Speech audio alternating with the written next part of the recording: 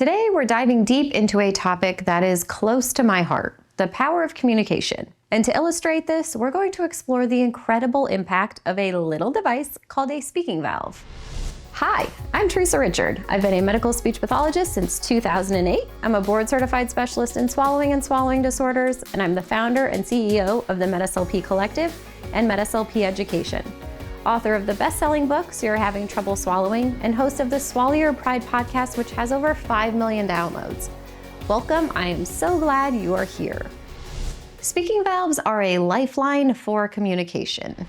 You know, I have 2 kids, and I love my kids. But let me tell you, toddlers can be, well, they can be a whole lot of things, but sometimes they are a handful, to say the least. But they're also fantastic, and sometimes they get a bad rap, and it's not really fair. Part of the frustration that we see come out might be because they can't put their fantastically evolving language abilities into speech. The words they say just don't do their beautiful minds justice. Imagine being trapped inside a wonderful mind, bursting with thoughts and ideas, but not having the words to express them. That would be torture. No wonder they have those epic meltdowns. They're just trying to tell us something, but they don't have the tools to do it yet. It's like having a symphony orchestra playing in your head, but no actual instruments to play the music. So let's take that feeling of frustration and amplify it. Imagine an adult who's been communicating freely for over 60 years.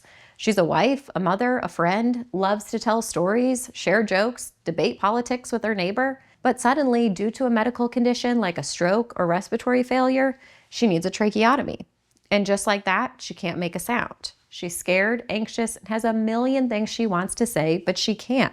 She's lost her voice. Can you imagine the isolation, the fear, the sense of helplessness? It's like being suddenly cut off from the world, unable to express your needs, your thoughts, or even your love for your family. This is where the speaking valve comes in. It's a small device, almost deceptively simple, that fits over the tracheostomy tube and literally gives people their voice back. It's like a bridge connecting them to the world, to their loved ones, and to themselves again. So how does it work? Well, let's break it down. A tracheostomy tube is inserted into the trachea or windpipe to help a person breathe, but it also bypasses the vocal folds, which is why people with tracheostomies can't speak. A speaking valve is a one-way valve that attaches to the tracheostomy tube. It allows air to enter through the tube when you breathe in, but when you breathe out, it redirects that air up through the vocal folds so they can vibrate, allowing you to speak again. It's like opening a door that was slammed shut, allowing the voice to flow freely into the world again. Another way to think about it is to think of your upper airway, your nose, mouth, and throat, as a highway. A major highway that's crucial for transporting air and ultimately your voice. When you have a tracheostomy, it's like creating a detour that bypasses this main highway. All the traffic, the air you breathe, is diverted onto a smaller side road, straight to the lungs. The main highway, your upper airway, becomes quiet and neglected. It's like a ghost town. No cars, no activity, no life. But the speaking valve, it's like reopening that highway. It removes the detour and allows the air to flow freely again through your nose, mouth, and throat.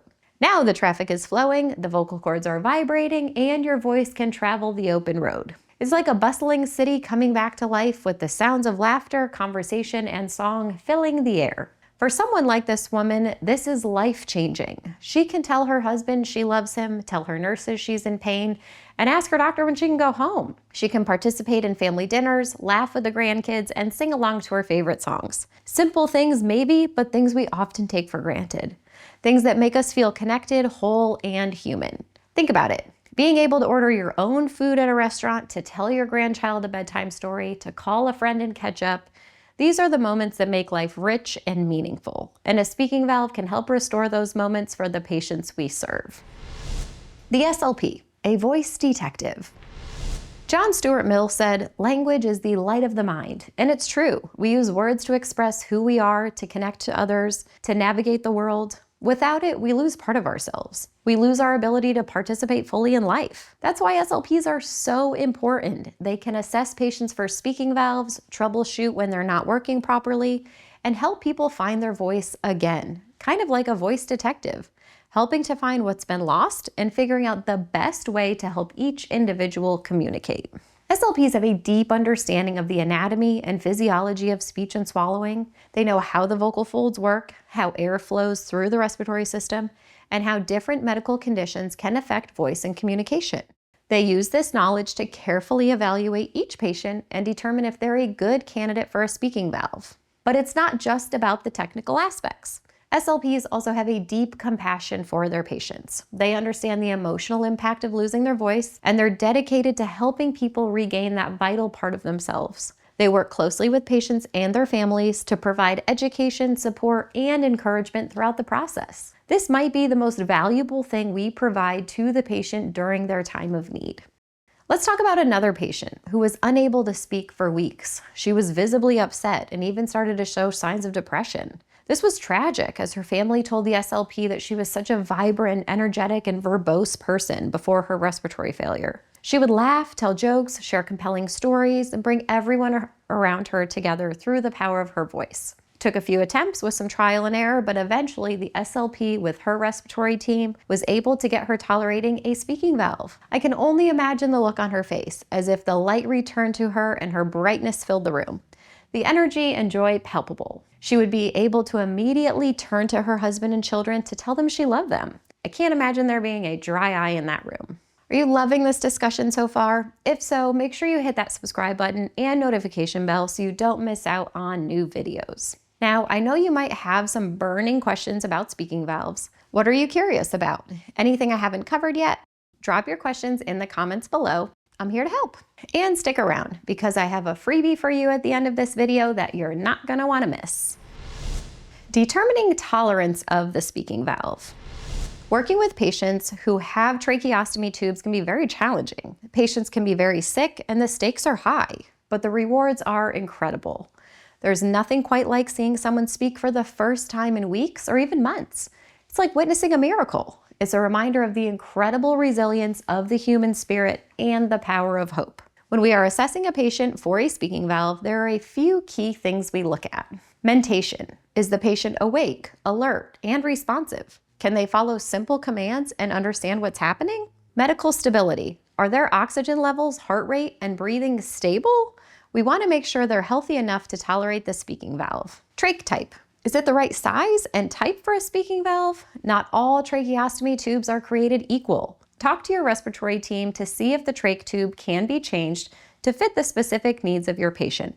Then we'll do a brief trial with the speaking valve to see how they tolerate it. It's important to monitor them closely for any changes in their breathing or comfort level. Sometimes there are challenges. The patient may have trouble breathing with the speaking valve on. They may have pressure building up, and a whoosh of air can poof out of the tracheostomy tube as soon as you take the speaking valve off. This could be because there's a blockage in the airway caused by secretions or swelling, or maybe the tracheostomy tube is misaligned, or maybe the patient isn't able to make any sound, even with the speaking valve in place, but doesn't have any respiratory symptoms.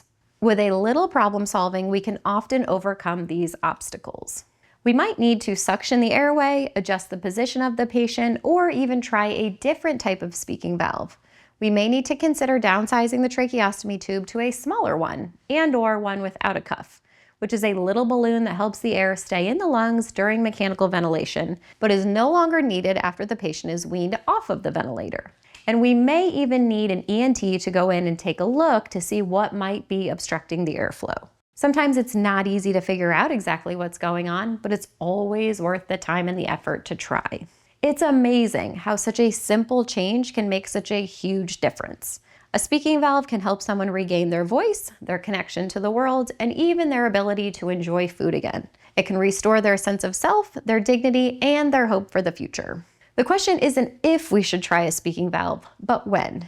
And the answer is as soon as the patient is medically stable. Because life is precious and communication is a vital part of what makes us human, it's what allows us to connect with each other, to share our thoughts and feelings, and to build meaningful relationships.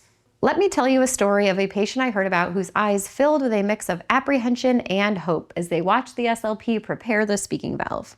He'd been through so much: surgery, the tracheostomy tube placement, the silence that had stretched on for weeks. Now this small device held the promise of a return to normalcy, a way to reconnect with his loved ones and reclaim his voice. After a careful assessment, the SLP placed the valve, and with a deep breath, he spoke. His voice was hoarse at first, a bit shaky, but it was his voice.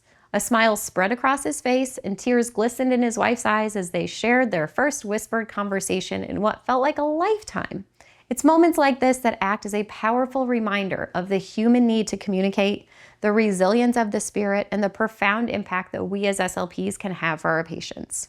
Do you want to take your MedSLP skills to the next level? Head over to medslpcollective.com right now. You can grab a free clipboard kit and a fantastic resource on speaking valves, perfect for keeping you on your A game. And while you're there, take a look at the MedSLP Collective. Join an amazing community of SLPs who are passionate about supporting each other and making a difference in people's lives. Don't miss out. The link is in the description.